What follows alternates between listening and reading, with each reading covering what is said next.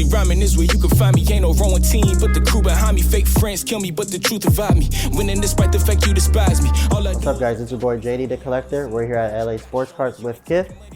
Today we're gonna do the game plan. We can talk about the store, how it came about, and the memorabilia around the whole store. You ready?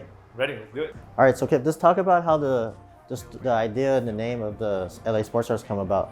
Oh, the name. It started with my business partner.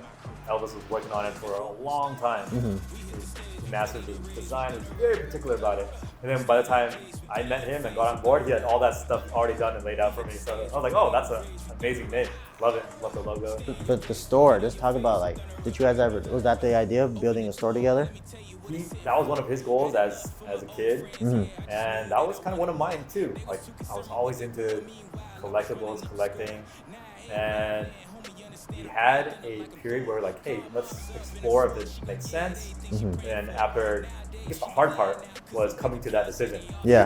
Do we want to go? And then we had a period where we worked through a lot of those, I guess, do we go, do we not? Yeah. And then we got to the point where like, okay, this makes sense. And let's just do it.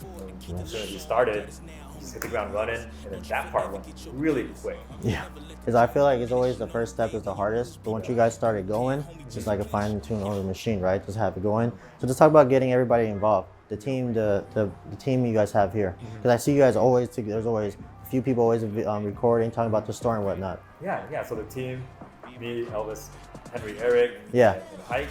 I met Henry and Eric at work like 12 years ago. Oh wow! In corporate, we're all accountants. Oh wow! And we just hit it off. Those two guys were my groomsmen, and so we're like family. We're like bros and business partners. Beautiful. That's probably the coolest part, is right? Yes, absolutely. Just friendship turning to family, and then now you guys are all able to work together. Something you guys love. Yep. So I think that's probably the coolest thing, and you guys could tell. You guys always having fun. You guys always joking around. So you guys could see the chemistry that you guys all have together. Before we get to the memorabilia aspect of the store, but let's talk about the location. There's the design of the whole store. Let's talk about the idea behind it, because I mean, like I told you, this is probably the most characteristic store I see. We've been to so far. We've been to Average Joe's, Burbank, and whatnot, but this one is just different. We'll get to the memorabilia part, but let's talk about how the design and everything came about. So the design, Elvis said, take a look at this idea that I have. And I said, wow, this looks amazing. It like pops. It started with this light. Yeah, the lighting. We're thinking, okay, do we paint the ceiling black? I'm like, man, that's gonna look kind of, I can't envision it. But with the lights, I'm like, okay, it's recessed lights. And then what are we gonna do with the walls? We're gonna mural it up. So we had to think about where we wanted to mural it up. Do we want both sides to be like full of shelves and wax? But we thought, a lot of stores are like that. That's cool. But we really wanted to focus on like a gallery type of thing. Yeah, that's what it feels like, a gallery. I feel like we were talking about camera, but every part of this store just has like a story to it. I mean, obviously you got the Kobe behind it, and you Ronaldo, Messi, and then there's the memorabilia now. I mean, this. I was talking to you off camera. Asking you, like, man, I'm really not sure if I really want to get into memorabilia, especially signed. And you're like, just think, the way you guys presenting it is just crazy. So just talk about, because no one's like, again, no store's doing it, but just talk about how that idea came about. Oh, let's just promote signed memorabilia, stand photos and whatnot. Yeah, we're always really big fans, Elvis and I. Yeah. Elvis especially. Yeah. Memorabilia. And when I saw his collection, I was like, man, this is beautiful. We have to highlight it. And he's like, 100%, we have to highlight it. So we love the suede look. Yeah. And just nameplate describing the action. Yeah, exactly. And yeah, we could do that for you, for anybody who comes in. We'll talk about how you want to display your memorabilia or your photos, and yeah, we'll work on it. Yeah, and then let's talk about the big one right here. Will Chamberlain, Jerry West, Magic, Elgin Baylor, and Kareem. So, and you told me that this is authenticated, right? This is certified. So let's talk about the story, how you guys purchased that, or how that came about to the store. So this is a piece we got from our framer. He's had this piece for quite a while. Cut a rectangle on the back of it where you can pull the flap down, and it shows you the authentication. It's just a crazy piece, and I love the frame. Obviously, got the Laker colors on it. Just the subtle details makes it pop. And then of course, you know, we got the Matthew Stafford, Cody represents Bellinger. LA. Yeah, this whole store is LA. You could just tell is LA inspired. I mean, obviously we're in LA. Talk about now, how did you guys get into jerseys? Oh man, jerseys. We got the goats and the baby goats over here on this wall. So for soccer, it's always a conversation of Messi, Ronaldo. You have to represent. Okay, so we know how hard it is to get cards, obviously, right? But is it more difficult getting signed memorabilia compared to getting cards, or is it the same thing? It's different. It's different for sure. There's no like shows you go to, but you can. Right now through Fanatics, they've always been in the memorabilia game. They're the number one. Yes. And they do limited editions. They do open editions for a period of time. Yeah. And so you have a rep through them.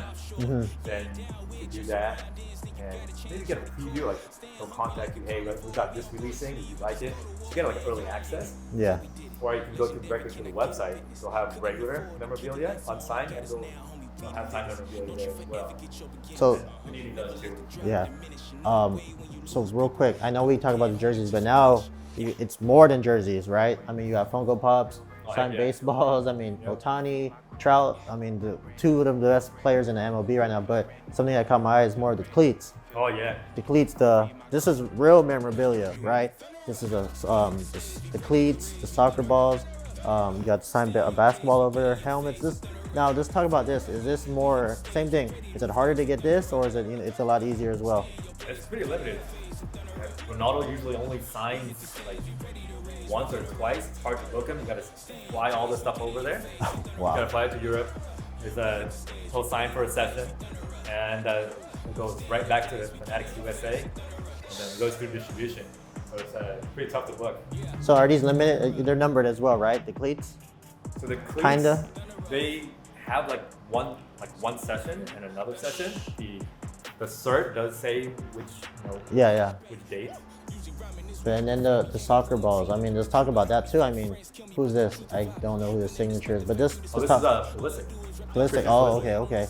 And now just the soccer ball, same thing. I mean, when you guys opened the store, was that just the main thing? Okay, we're gonna get cards, we're gonna have jerseys, but let's change it up a little bit. Let's move. Let's change it up and let's do real memorabilia with the soccer balls and everything. Yeah, we thought we wanted to focus on soccer, and we wanted to focus on a few different things. But one of the things that we really wanted to focus on was soccer. With the World Cup coming up, and then the next World Cup being in LA as well. Oh wow! So we definitely wanted to. Plus, a lot of our guys they really love soccer. I come from I'm a big basketball fan. Yeah. And now I'm learning so much more about soccer. So I love just seeing it from a different perspective, and I learned to really appreciate all the soccer memorabilia, watching the games. And it's beautiful. They do all these different. It's totally different. It's more worldwide, right? You guys, I'm sure you guys get more customers coming in, just able to combine everybody together. And then let's just talk about the Curry, and then mainly the LeBron, because I didn't know this was actually the rookie year, his rookie year. So this is a LeBron James away Cleveland jersey, and it was signed in 2003, certified by Upper Deck. The cert's in the back, and which makes it a rookie jersey.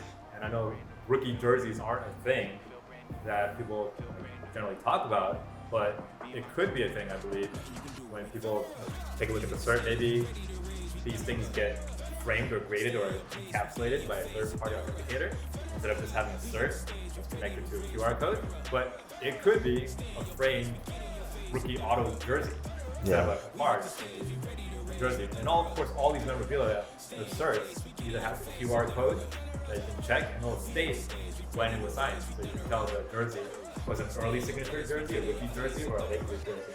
So this, for example, the Steph Curry is one of my favorite pieces. It's an early signature, and I don't think he signed too many jerseys that way. I don't think he inscribed the GOAT or has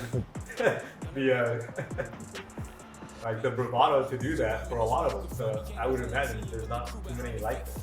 What is the favorite piece that you guys ever, displayed, or you guys ever had in the store, or still you guys are not showing yet?